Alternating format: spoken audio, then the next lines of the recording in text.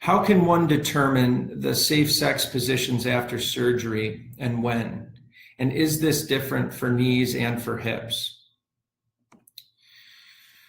So this is a question we get all the time. And I think some people are uncomfortable talking about this, but it's a reality. And it's hard to say what a specific cutoff would be.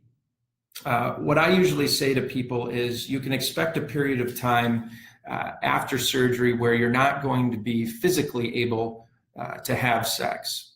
And then there's going to be a period where you can, but you just have to be cautious and use sort of a common sense approach to starting back up with sexual activity. There is a difference with hips and knees.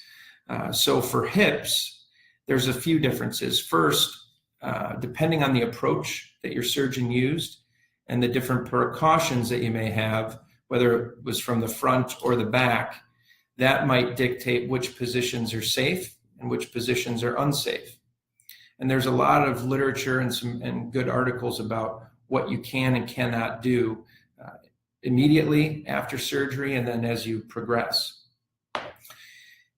In terms of knees, the biggest issue really is pain in the knee, on the front of the knee. So we call it anterior knee pain. And the other issue is range of motion. So oftentimes in the first few weeks after surgery, we're really focusing on increasing your range of motion. And until you have that, certain positions could potentially flex your knee to the point where it causes discomfort. So again, just sitting back and talking to patients openly about what's a safe position, when that time is. I always get asked and try to get pinned down on what a reasonable time is. I tell them 3 to 4 weeks, but really, I think it's when you're able to walk on your own and your pain is controlled off of narcotics. I think that's the time when you can safely start getting back into it.